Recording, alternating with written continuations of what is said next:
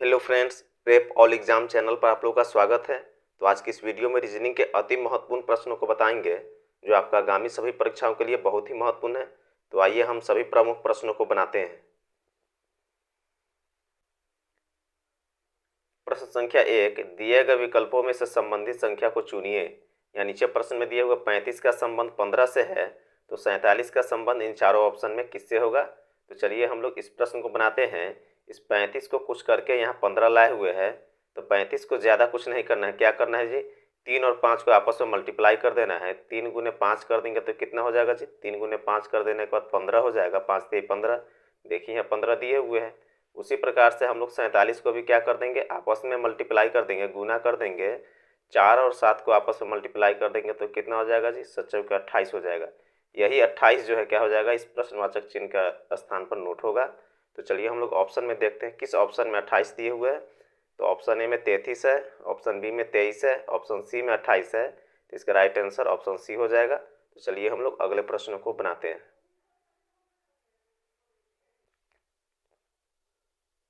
प्रश्न संख्या 2, दिए गए संख्या श्रृंखला में प्रश्नवाचक चिन्ह के स्थान पर कौन सी संख्या आएगी।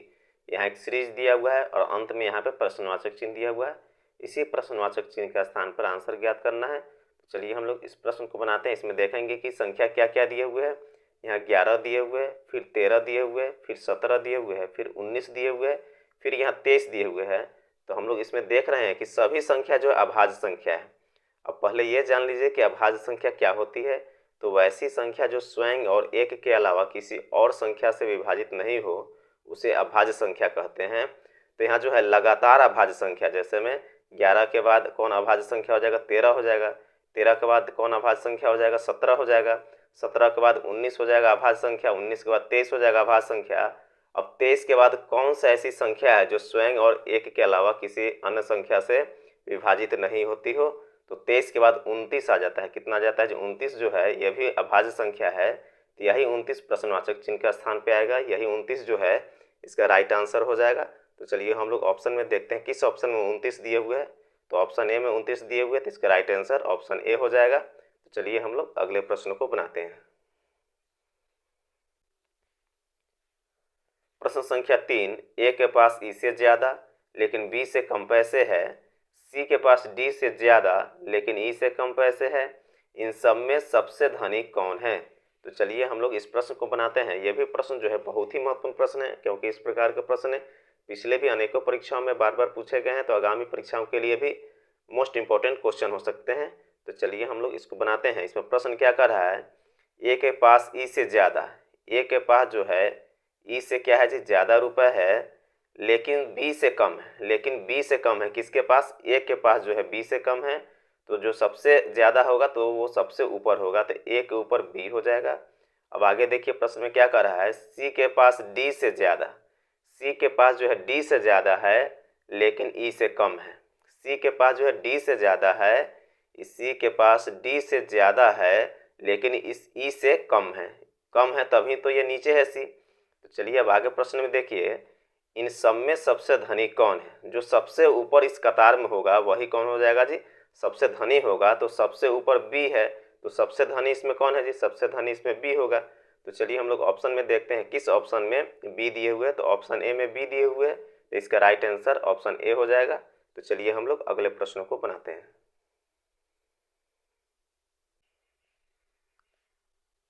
प्रश्न संख्या 4, यदि ए का अर्थ डिवाइड है, बी का अर्थ मल्टीप्लाई है, सी का अर्थ प्लस है, डी का अर्थ माइनस है, तो निम्नलिखित व्यंजक का मान क्या होगा। यहाँ एक समीकरण दिया हुआ है। इसी समीकरण में क्या करना है, प्रश्न के अनुसार सिंबल को डालना है। तो चलिए हम लोग प्रश्न में देखते हैं कि प्रश्न क्या कह रहा है। ए का अर्थ डिवाइड है, जहाँ समीकरण में ए दिया हुआ रहेगा वहाँ हम लोग डिवाइड भरेंगे। तो चलिए हम लोग देखते हैं समीकरण में जहाँ ए दिए हुए हैं वहाँ हम लोग क्या कर देते हैं, डिवाइड का सिंबल डाल देते हैं। फिर आगे प्रश्न में देखिए बी का अर्थ मल्टीप्लाई है, जहाँ बी दिए हुए रहेगा समीकरण में वहाँ हम लोग क्या कर देंगे, मल्टीप्लाई कर देंगे। तो यहाँ बी है तो यहाँ मल्टीप्लाई कर देते हैं। फिर सी का अर्थ प्लस है, जहाँ सी दिए हुए रहेगा वहाँ हम लोग प्लस कर देंगे। तो यहाँ सी है तो हम लोग यहाँ प्लस कर देते हैं। डी का अर्थ माइनस है, यहाँ डी दिए हुए तो यहाँ हम लोग माइनस कर देते हैं। अब हम लोग यहाँ नया समीकरण लिख लेते हैं। क्या हो जाएगा जी, 50 डिवाइड हो जाएगा 5, गुने 3 प्लस 6 माइनस 1 हो जाएगा। अब इसी समीकरण को क्या करना है जी, बनाना है। तो इसको बनाने के लिए बोर्ड मास के नियम पर बनाना होता है, BODMAS, इसी नियम पर इस प्रश्न को बनाना होगा। तो इसमें हम लोग देख रहे हैं कि ब्रैकेट और ऑफ का सिंबल कहीं नहीं दिए हुए, तो इस दोनों का हम लोग काम नहीं करेंगे, हम लोग डिवाइड से इसका काम करेंगे। तो यहाँ देखिए 50 डिवाइड 5 है तो कितना हो जाएगा जी, 10 पचे 50 हो जाएगा, यहाँ 10 हो जाएगा, गुने 3 प्लस 6 माइनस 1 हो जाएगा। अब हम लोग क्या कर देंगे, अब मल्टीप्लाई का काम करते हैं, डिवाइड का काम तो कर दिए हैं, तो अब मल्टीप्लाई का काम करना होगा। तो यहाँ 10 तिहाई कितना हो जाएगा जी, 10 तिहाई 30 हो जाएगा, प्लस 6 माइनस 1 हो जाएगा। अब फिर हम लोग क्या करेंगे, अब हम लोग जो है एडिशन का काम करेंगे, जोड़ने का काम करेंगे। तो 30 से 6 कितना हो जाएगा जी, 30 से 6 36 हो जाएगा, माइनस 1 हो जाएगा। अब 36 में से 1 माइनस होगा तो कितना हो जाएगा जी, 35 हो जाएगा। यही 35 जो है इसका राइट आंसर हो जाएगा। तो चलिए हम लोग ऑप्शन में देखते हैं किस ऑप्शन में 35 दिए हुए हैं। तो ऑप्शन ए में 25 है, ऑप्शन बी में 35 है, तो इसका राइट आंसर ऑप्शन बी हो जाएगा। तो चलिए हम लोग अगले प्रश्न को बनाते हैं। प्रश्न संख्या 5, दिए गए विकल्पों में से लुप्त संख्या ज्ञात कीजिए। यहाँ प्रश्न क्या कर रहा है, यहाँ प्रश्न कह रहा है कि लुप्त संख्या ज्ञात करना है, मिसिंग नंबर ज्ञात करना है। मिसिंग नंबर कहाँ पे है, इस प्रश्नवाचक चिन्ह के स्थान पर मिसिंग नंबर है, यहीं पे आंसर ज्ञात करना है। तो इसका मतलब है कि इस 5 को, इस 8 को और फिर इस 4 को कुछ करके यहाँ आंसर लाना होगा। तो चलिए हम लोग इस प्रश्न को बनाते हैं। ये भी प्रश्न जो है बहुत ही महत्वपूर्ण प्रश्न है। तो हम लोग प्रथम यहाँ त्रिभुज में देखेंगे कि यहाँ 4 दिए हुए, फिर यहाँ 6 दिए हुए, फिर यहाँ 2 दिए हुए, इन्हीं तीनों संख्याओं को कुछ करके यहाँ 26 लाए हुए। तो 26 कैसे लाए हुए पहले हम लोग उसको देखते हैं। तो इसमें ज़्यादा कुछ नहीं करना है, इस 4 और 6 को आपस में मल्टीप्लाई कर देना है, दोनों को क्या करना है, आपस में मल्टीप्लाई कर देना है।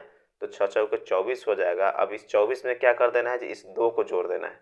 24 में 2 जोड़ के देखिए कितना होता है जी, 24 2 26 हो जाता है। देखिए यहाँ 26 दिए हुए हैं। अब उसी प्रकार से हम लोग क्या कर देंगे, इस 3 और 7 को आपस में मल्टीप्लाई कर देते हैं। तो 7 3 कितना हो जाएगा जी, 7 3 21 हो जाता है। अब इस 21 में क्या कर देंगे, इस 5 को जोड़ देंगे। 21 में 5 जोड़िएगा तो कितना होगा जी, 21 में 5 जोड़ने के बाद 26 हो जाता है। यहाँ देखिए 26 दिए हुए हैं। अब उसी प्रकार से हम लोग आंसर लाने के लिए इस 5 और 8 को आपस में मल्टीप्लाई कर देते हैं। तो 8 पचे कितना हो जाएगा जी, 8 पचे 40 हो जाएगा। इस 40 में इस 4 को जोड़ देंगे। अब 40 में 4 जोड़िएगा तो कितना हो जाएगा जी, 0 में 4 जोड़िएगा तो 4, ऊपर से ये 4 नोट हो जाएगा, कितना है जी 44 आ गया। यही 44 जो है इस प्रश्नवाचक चिन्ह के स्थान पर नोट होगा, यही 44 इसका आंसर है। तो चलिए हम लोग ऑप्शन में देखते हैं किस ऑप्शन में 44 दिए हुए हैं। तो ऑप्शन ए में 28 है, ऑप्शन बी में 38 है, ऑप्शन सी में 44 है। तो इसका राइट आंसर ऑप्शन सी हो जाएगा। तो इस प्रश्न में ज़्यादा कुछ नहीं किए हुए, क्या किए हुए जी, इस 4 को और इस 6 को आपस में मल्टीप्लाई कर दिया। तो 6 चौके 24, 24 में 2 जोड़ देंगे तो कितना हो जाएगा, 26 हो जाएगा। इस प्रकार से यहाँ 26 दिए हुए हैं। अब उसी प्रकार से हम लोग क्या किए जी, इस 3 को और 7 को आपस में मल्टीप्लाई कर दिए। तो 7 3 21 और 21 में हम लोग इस 5 को जोड़ देंगे तो 21 से 5 कितना हो जाएगा जी, 26 हो जाएगा। इसलिए यहाँ 26 दिए हुए हैं। उसी प्रकार से हम लोग आंसर लाने के लिए इस 5 और 8 को आपस में मल्टीप्लाई कर दिए हैं। तो 8 पचे 40 हो जाता है। उस 40 में हम लोग इस 4 को जोड़ दिए। तो 40 से 4 कितना होता है, 44 होता है। इसलिए इसका राइट आंसर 44 हो गया। तो चलिए हम लोग अगले प्रश्न को अपनाते हैं।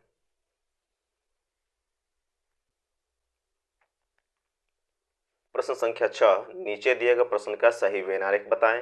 यहाँ नीचे प्रश्न में दिए हुए रसोई घर, फिर यहाँ बर्तन दिए हुए, फिर यहाँ गिलास दिए हुए, इसी तीनों के बीच में देखना है कि तीनों जो है आपस में किस प्रकार से संबंधित है, उसको वेन आरेख के द्वारा बताना है। तो यहाँ देख रहे हैं कि रसोई घर है, रसोई घर के अंतर्गत कौन आ जाएगा जी, बर्तन आ जाएगा। इसी बर्तन के अंतर्गत गिलास आ जाएगा। तो इसमें कॉमन कौन है, रसोई घर है।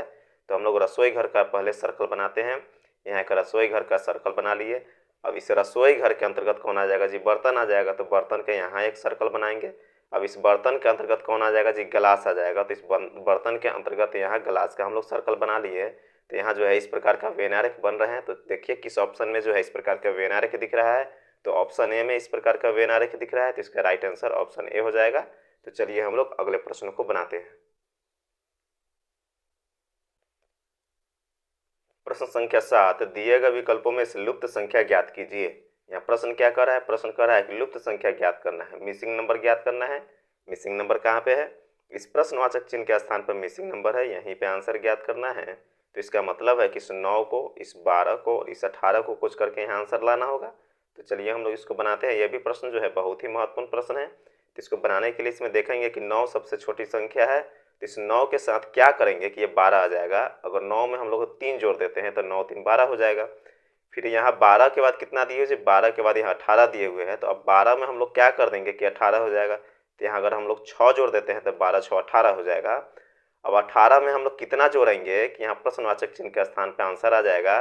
तो पहले हम लोग क्या जोड़े जी, पहले 3 जोड़े, फिर 6 जोड़े, तो यहाँ कितना जोड़ देंगे, यहाँ 9 जोड़ देंगे। यहाँ 3 संख्याओं की वृद्धि हो रही है, तो जब 18 में 9 जोड़ेंगे, इस 18 में 9 जोड़ेंगे तो कितना हो जाएगा जी, 18 और 9 27 हो जाता है। तो इस प्रश्नवाचक चिन्ह के स्थान पर 27 नोट होगा, यही 27 जो है इसका राइट आंसर हो जाएगा। तो चलिए हम लोग ऑप्शन में देखते हैं, किस ऑप्शन में 27 दिए हुए। तो ऑप्शन ए में 18 है, ऑप्शन बी में 27 है, तो इसका राइट आंसर ऑप्शन बी हो जाएगा। तो चलिए हम लोग अगले प्रश्न को बनाते हैं। प्रश्न संख्या 8, दिए गए विकल्पों में से लुप्त संख्या ज्ञात कीजिए। प्रश्न क्या कर रहा है, प्रश्न कह रहा है कि लुप्त संख्या ज्ञात करना है, मिसिंग नंबर ज्ञात करना है। मिसिंग नंबर कहाँ पे है, इस प्रश्नवाचक चिन्ह के स्थान पर मिसिंग नंबर है, यहीं पे आंसर ज्ञात करना है। तो चलिए हम लोग इसको बनाते हैं। यहाँ 3 दिए हुए, फिर यहाँ 5 दिए हुए। अब इस 3 और 5 को क्या करेंगे कि यहाँ 4 आ जाएगा। तो इसको बनाने के लिए ज़्यादा कुछ नहीं करना है, इस 3 और 5 को आपस में जोड़ देना है। 3 और 5 को आपस में जोड़ेंगे तो कितना हो जाएगा जी, 5 3 8 हो जाएगा। लेकिन यहाँ तो 4 दिए हुए हैं, जोड़ने के बाद यहाँ आया 8, तो हम लोग क्या कर देंगे जी, इस 8 में 2 से भाग कर देंगे। जब 2 से भाग करिएगा तो कितना हो जाएगा जी, कट करके 4 दूनी 8 हो जाएगा, यहाँ 4 आ गया देखिए। अब उसी प्रकार से हम लोग क्या करेंगे जी, 6 और 8 को आपस में जोड़ देते हैं। 8 और 6 को जब आपस में जोड़िएगा तो कितना हो जाएगा जी, 8 6 14 हो जाता है। अब इस 14 में कितना से हम लोग भाग दे देंगे, 2 से भाग देंगे। 2 से क्यों भाग देंगे, क्योंकि यहाँ जोड़ने के बाद 8 आया, तो यहाँ हम लोग 2 से भाग दिए हैं, तब यहाँ 4 आ गया है। उसी प्रकार से यहाँ जोड़ने के बाद 14 आया, तो हम लोग यहाँ क्या कर देंगे, 2 से भाग दे देंगे, तो कट जाएगा, 7 दूनी 14 हो जाएगा, 7 आ गया। देखिए यहाँ 7 दिए हुए हैं। अब उसी प्रकार से हम लोग आंसर लाने के लिए क्या करेंगे जी, इस 8 और 4 को आपस में जोड़ देते हैं। तो 8 और 4 को जोड़ने के बाद कितना होता है जी, 8 4 12 हो जाता है। इस 12 में कितना से भाग दे देंगे, 2 से भाग दे देंगे, तो कट के कितना आ जाएगा जी, 6 दूनी 12 हो जाएगा। यही 6 जो है इस प्रश्नवाचक चिन्ह के स्थान पर नोट होगा। तो चलिए हम लोग ऑप्शन में देखते हैं, किस ऑप्शन में 6 दिए हुए हैं। तो ऑप्शन ए में 10 है, ऑप्शन बी में 12 है, ऑप्शन सी में 6 दिए हुए हैं, तो इसका राइट आंसर ऑप्शन सी हो जाएगा। तो इस प्रश्न में ज़्यादा कुछ नहीं किए हुए, क्या किए हुए जी, इस 3 और 5 को आपस में जोड़ दिया, तो 5 3 8 हो जाएगा। और उस 8 में क्या कर दिया जी, 2 से भाग दे दिया, तो 4 आ जाएगा, 4 दूनी 8 हो जाता है। देखिए 4 दिए हुए हैं। उसी प्रकार से यहाँ क्या किए हुए जी, 6 और 8 के आपस में जोड़ दिए हुए हैं, तो 8 6 14 हो जाता है। इस 14 में क्या किया जी, 2 से भाग दे दिया, तो कट करके 7 आ गया, 7 दूनी 14 होता है। देखिए यहाँ 7 दिए हुए हैं। उसी प्रकार से हमने क्या किया है जी, इस 8 और 4 को जोड़ दिए हैं, तो 8 4 12 हो जाएगा। 12 में भी हम लोग 2 से भाग दे दिए हैं, तो 6 दूनी 12 होता है। तो इसका राइट आंसर कितना हो गया जी, 6 हो गया। तो चलिए हम लोग अगले प्रश्नों को बनाते हैं। प्रश्न संख्या 9, एक निश्चित कोड भाषा में रैंप को 36 1 13 32 के रूप में कोडित किया जाता है, तो उस भाषा में डेल को कैसे कोडित किया जाएगा। तो चलिए हम लोग इस प्रश्न को बनाते हैं। यह भी प्रश्न जो है बहुत ही महत्वपूर्ण प्रश्न है। तो इसको बनाने के लिए क्या करेंगे जी, इस रैंप में जितने भी लेटर्स दिए हुए हैं उसका हम लोग अंग्रेजी का अल्फ़ाबेट के अनुसार नंबरिंग कर देंगे। तो चलिए हम लोग आर का पहले नंबरिंग करते हैं। आर का कितना हो जाएगा जी, आर का 18 हो जाता है। फिर ए का 1 हो जाएगा, एम का कितना होता है, एम का 13 हो जाता है, और उसके बाद पी का 16 हो जाता है। अब देखिए इस रैंप का कोड जो है यहाँ दिए हुए हैं, देखिए इसको गौर से देखिए कि आर का यहाँ 18 दिए हुए है कोड, लेकिन इसका कोड जो है यहाँ जो है 36 दिए हुए हैं। फिर ए का 1 ठीक दिए हुए है, फिर एम का जो है 13 यहाँ ठीक दिए हुए है, फिर पी का यहाँ कितना है जी, अल्फ़ाबेट के अनुसार यहाँ नंबरिंग 16 है, लेकिन यहाँ 32 कर दिए हुए हैं। तो इसका मतलब है कि फर्स्ट वाला जो यहाँ लेटर्स है उसको दुगना कर दिया, और उसके बाद लास्ट वाले लेटर्स के संख्या को दुगना कर दिया। देखिए 18 दूनी कितना हो जाएगा जी, 18 दूनी 36 हो जाएगा, यहाँ 36 दिए हुए हैं। अब ए का 1 होता है, तो यहाँ 1 दिए हुए हूबहू उसी तरह से। एम का 13 हो जाता है, तो एम का 13 यहाँ दिए हुए है। फिर पी का यहाँ 16 है, तो इसको भी दुगना कर दिए, 16 दूनी कितना कर दिए हुए जी, 32 कर दिए हुए। इसका मतलब है कि फर्स्ट वाला और लास्ट वाले लेटर को क्या कर दिया, दुगना कर दिया।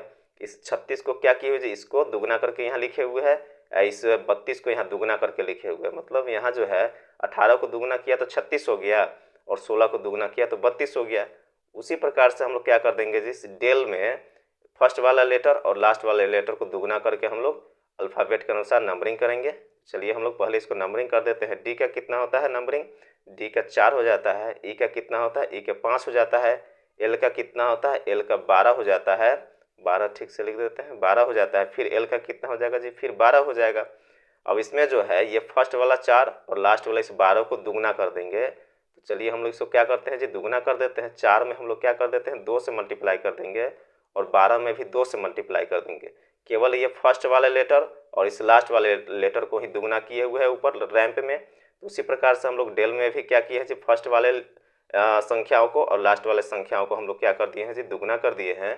तब कितना हो जाएगा जी, 4 दूनी 8 हो जाएगा। यहाँ 5 के 5 ही नोट होगा, 12 के 12 ही नोट होगा। यहाँ 12 दूनी 24 आ जाएगा। यही जो संख्या आया यही क्या हो जाएगा जी, इसका राइट आंसर हो जाएगा 85 12 24। किस ऑप्शन में दिए हुए 85 12 24, तो ऑप्शन बी में 85 12 24 दिए हुए हैं। तो इसका राइट आंसर ऑप्शन बी हो जाएगा। तो चलिए हम लोग अगले प्रश्न को बनाते हैं।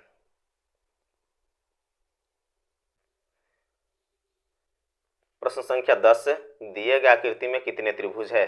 यहाँ एक आकृति दिया हुआ है, उसमें देखना है कि टोटल त्रिभुजों की संख्या कितना है। तो चलिए हम लोग इसको बनाते हैं। यहाँ देखेंगे कि 2 पार्ट में इसमें त्रिभुज दिए हुए हैं, एक यहाँ से यहाँ दिए हुए और एक यहाँ से यहाँ दिए हुए हैं। तो हम लोग क्या कर लेंगे जी, दोनों पार्ट में जितने भी छोटे छोटे खंड है उसको हम लोग काउंट कर लेंगे, मतलब गिन लेंगे। तो चलिए गिनते हैं, 1 2 3 4। उसी प्रकार से इधर का भी गिन लेते हैं, 1 2 3 4। अब जितने भी संख्या आया है उसको हम लोग आपस में जोड़ देंगे। तो 1 और 2 3 हो जाएगा, 3 6 और 6 4 10 हो जाएगा। मतलब इधर जो है त्रिभुजों की संख्या 10 है। उसी प्रकार से इधर वाले भी त्रिभुज को हम लोग जोड़ लेंगे तो 1 और 2 3 हो जाएगा, 3 6 और 6 4 10। इधर भी जो है त्रिभुजों की संख्या 10 आया। अब इस दोनों 10 को हम लोग क्या कर देंगे जी, इस दोनों 10 को आपस में जोड़ देंगे। तो 10 10 कितना हो जाएगा जी, 10 10 20 हो जाएगा। मतलब इसमें टोटल त्रिभुजों की संख्या कितना है जी, टोटल त्रिभुजों की संख्या 20 है। इसका राइट आंसर 20 हो जाएगा। तो चलिए हम लोग ऑप्शन में देखते हैं किस ऑप्शन में 20 दिए हुए हैं। तो ऑप्शन सी में 20 दिए हुए, तो इसका राइट आंसर ऑप्शन सी हो जाएगा। तो इस वीडियो में जो भी हम प्रश्न डाले हुए हैं सभी प्रश्न परीक्षाओं से संबंधित प्रश्न डाले हुए हैं, कोई भी आउट ऑफ प्रश्न नहीं डाले हुए हैं। तो आप लोग एक एक करके सभी प्रश्नों को जरूर देखिएगा। अगर आपको ये वीडियो पसंद आया तो एक लाइक और सब्सक्राइब जरूर कर दें।